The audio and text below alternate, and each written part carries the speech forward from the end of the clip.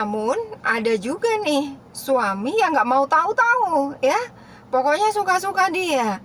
Nah, dia mau lakukan ini ya dia lakukan tanpa memikirkan dampaknya untuk istri dan anak-anaknya.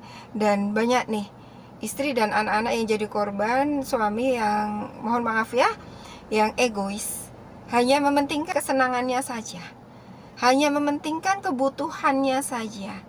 Tanpa dia menyadari bahwa perilakunya itu ya melukai orang-orang yang katanya dia cintai, dan hingga akhirnya menimbulkan trauma yang sangat dalam.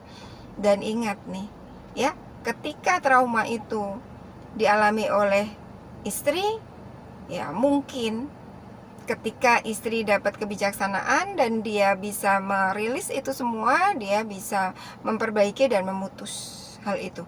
Namun apabila itu ya dialami, trauma itu dialami oleh anak-anaknya yang masih kecil-kecil, itu perjalanannya sangat panjang.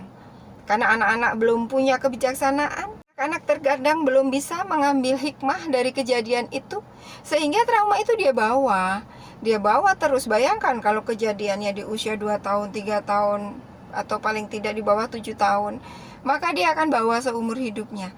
Nah, dan ketika tidak dilakukan rilis emosi, melepas emosi-emosi dari kejadian di masa lalu itu, maka hal itu sangat berpengaruh bahkan ketika dia menikah ya, ketika dia memperlakukan anaknya juga.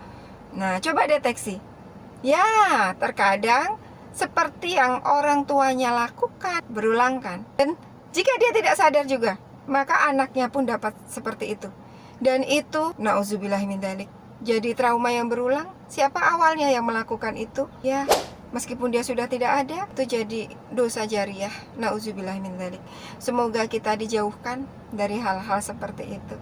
Anak keturunan sehat, bahagia, sejahtera, rukun, tenang hatinya, Allah ridhoi. Salam sehat, salam bahagia. Saya Dewi Rohmah.